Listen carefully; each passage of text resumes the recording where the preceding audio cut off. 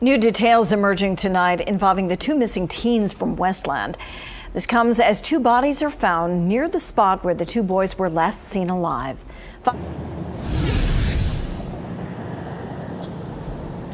Yeah, it is a tragedy. Just yesterday, I stood with the family as they were with Crime Stoppers and offered $25,000 for any information leading to Jake Kudla and Jordan Bobish. But now, just a day later, it's all eyes on the medical examiner's office as they work to ID two men found murdered in an open field. Police now telling me these men have been dead for days.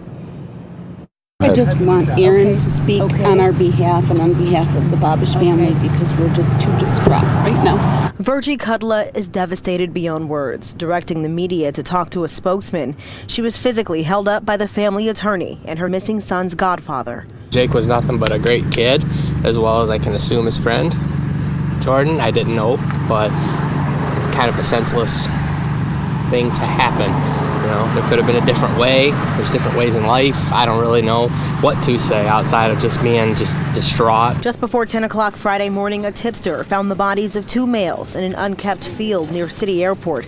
The victims were on their knees, face down. Police sources say they'd been stripped down, no pants, no shoes, and they'd been shot in the back of the head.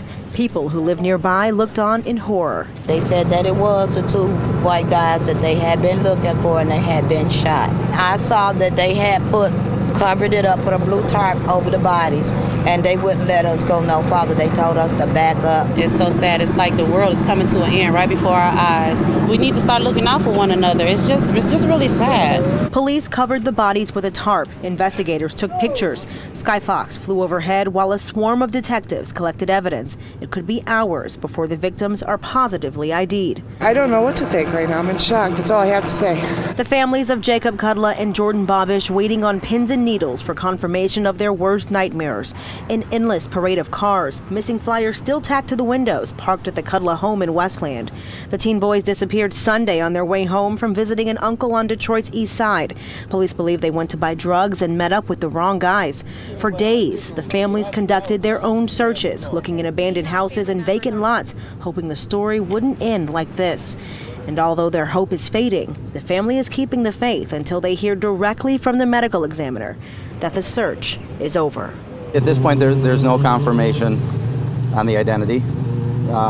There's a high probability that it is the two boys. They won't know till tomorrow. There's no confirmation, so we don't know. But with the probability, we're all pretty distraught. So I have a big support group.